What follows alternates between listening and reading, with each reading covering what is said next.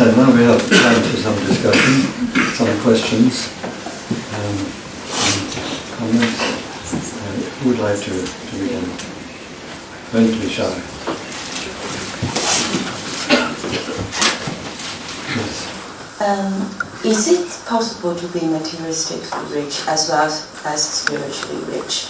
Like you can get best of both worlds? Or if you seek for materialistic things, that means spiritually. 可以物质上的幸福，也可以精神上的幸福，两者可以同时存在。谢谢。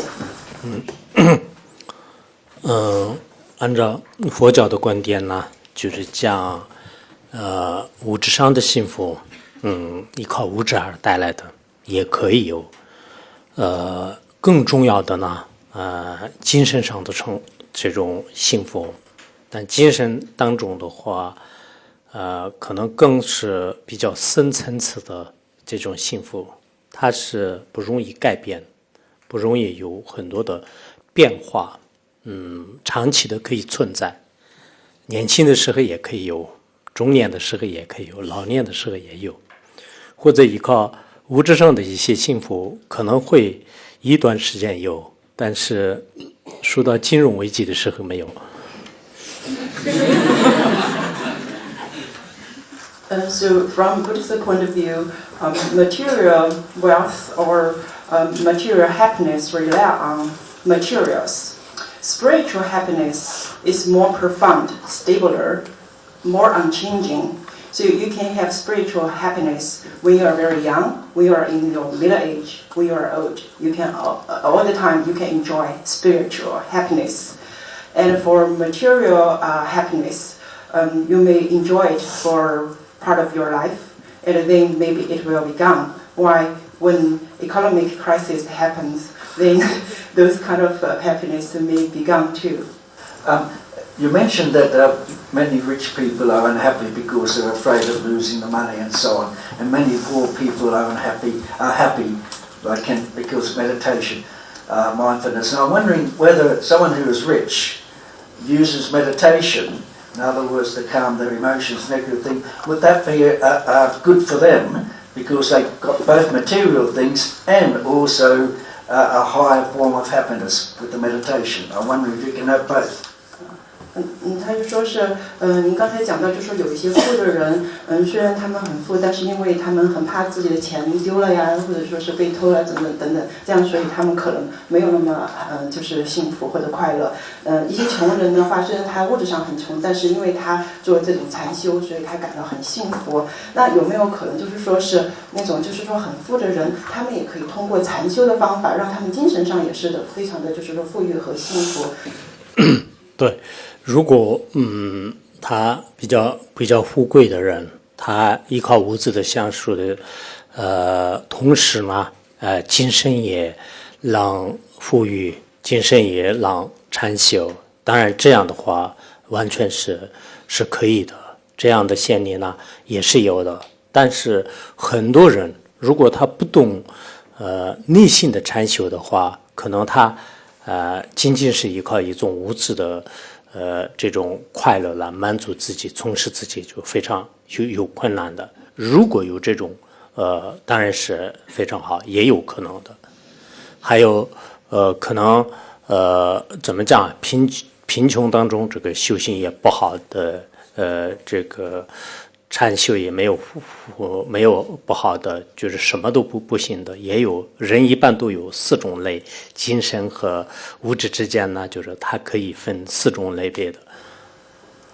For rich people enjoying their material happiness, if they do meditation, they can also be very spiritually very happy. That's something happens, and we have cases like that. But for a lot of people, like a lot of rich people, they really rely on their happiness on material things. That's why I give that example, because they only rely on materials. There are a majority of the rich people do that.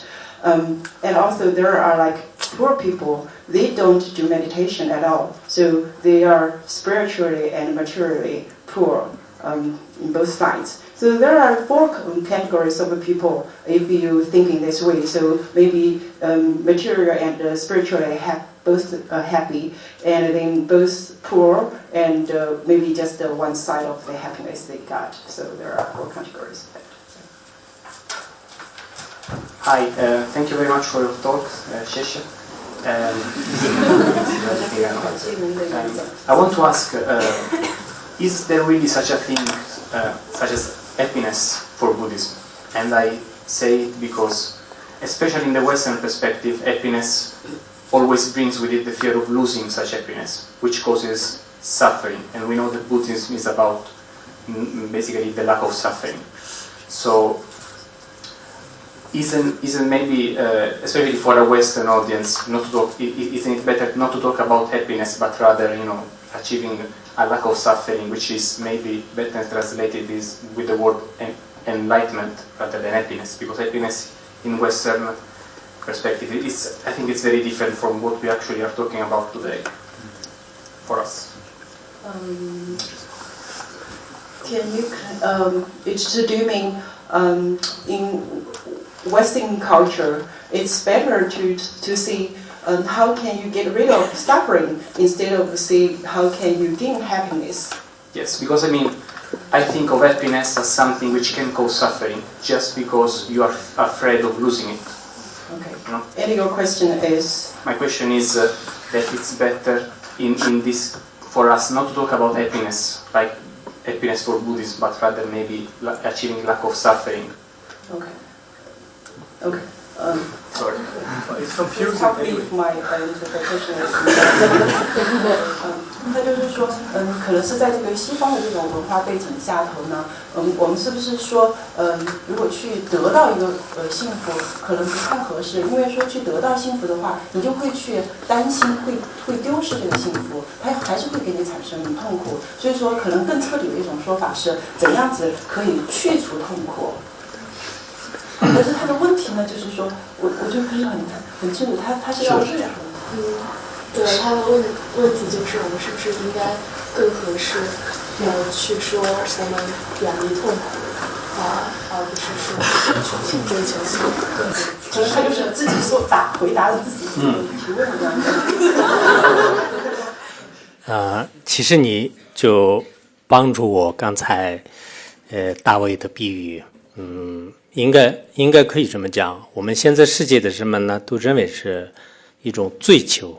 应该这个幸福是很远的地方就带来，自己拥有的时候呢，就是把它紧紧的抓住，不管是感情上的、财富上面的。但实际上，这个也我们可以承认是一个幸福。但是还有一种呢，就我们自身具有的有一种幸福满足，就这个是我们挖掘出来，我们开发、理解它、了解它、发现它、适用它，就这个是更关键、更重要。So I think the story about the statue of David maybe help me to answer your question, because a lot of people in the world think they are trying to find happiness or pursue happiness from far away. They want to get the happiness externally. And once they find some happiness, either from material or from their relationship with other people, they want to grasp it because they don't want it to go away. However, I think that way your question and your answer are good, are correct. But at the same time, excuse me, and I also want to see there are the innate happiness which is within us. And what we need to do is to unlock it or reveal it, which is already in there. Yeah. 非常开心上次能够来到 LSE 然后作为菩提学会的一个成员，还有就是LSE 的一个研究生，就是作为一个小主人的心情跟上师说欢迎您，然后就想送上师一个小礼物，这是 LSE 的吉祥物，它是小海狸，就是代表勤勉的意思，就跟上师一样，就是弘法日夜不停的在全世界。所以我的问题就是说，因为有时候我的那个西方的朋友会问我，因为我们在佛教里面会谈到五戒这个问题，然后的话因为他是有一些初学的人，他会觉得说这并不是太那个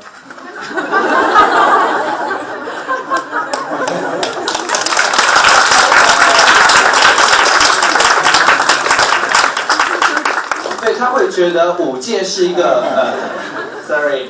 他觉得说，对于他们来说，五戒他觉得是一个非常被動的一个理念，让好像是限制到了他们的幸福一样。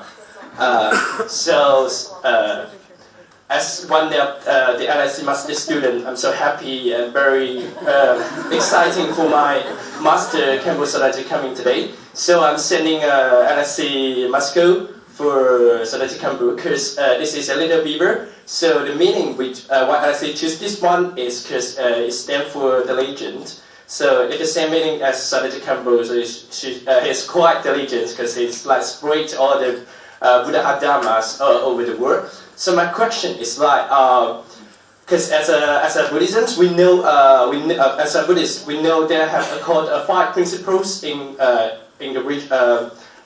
Buddhism, which is like not to kill, not to steal, not to lust, and not to drink. Take wine. And not to lie.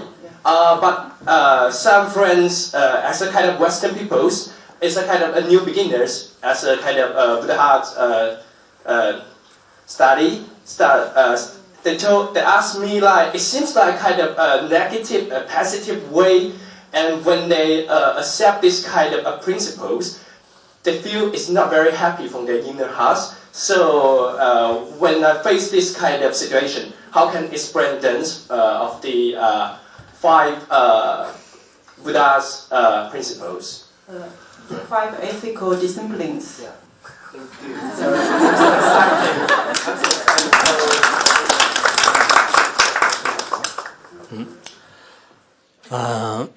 这样的很可爱，谢谢。That's adorable. 首先，说无戒啊，其实无戒它不是一种约束，它是2500多年前对我们的人类的比较高的这种一种道德的规范。因为我们现在都不管是东方西方，我觉得无戒很需要的。首先不能杀人，就这个每个国家都有不准杀人的，对吧？就然后屠盗，就你看屠盗的话呢，哪个国家都会有受法律的责任。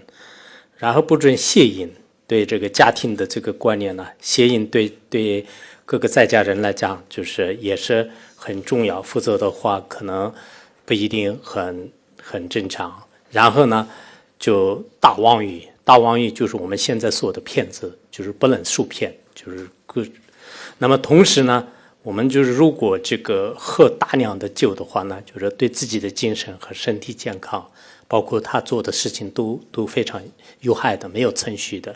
所以这种无戒呢，虽然没有这么说，但是一般的这个高层次的这种人物的话呢，就是都需要这个说的。如果无戒当中的一个没有说的话，可能会很麻烦的。就所以我并没有觉得是这是对东西方哪个国家有一些损害，而且通过它，就我们这种人的这种水平行为越来越有一种高尚的限制。就像你们学校有学校的制度，一个国家有国家的法律，一个民族有民族的规范，但其实它是一个全人类的一个最基本的道德底线。So for talking about these 5 ethical disciplines, I don't think these ethical disciplines are really kind of try to restrain people. I think it's a moral codes for all the people. I think it's very necessary because let's look at these 5 ethical disciplines. First, don't kill people. So this kind of thing, I think every country all agree we should not kill other people, right? And also the second one is stealing. Don't steal. That's something I think people in the world all agree. And the third one is sexual misconduct, which means don't have sex outside of your marriage. And I think that's something everyone also think is a good thing. And then the fourth one is don't cheat. Don't say lies to cheat other people. And the fifth one is don't take too much alcohol. Because if you take too much alcohol, you cannot do a lot of things. Even you cannot drive, right? That's something very obvious. So I think these 5 ethical disciplines are very good for people, and it can benefit people no matter it's in the West or in the East. So I don't see it's a problem. And I think if we do not have these ethical disciplines, then we have trouble. So if you really kind of like use these ethical disciplines to help you to behave yourself, then you will become more noble. And this is something like in school you have regulations, and in the country you have these legal systems. This is something I think human beings all should have. It's a moral conduct thing.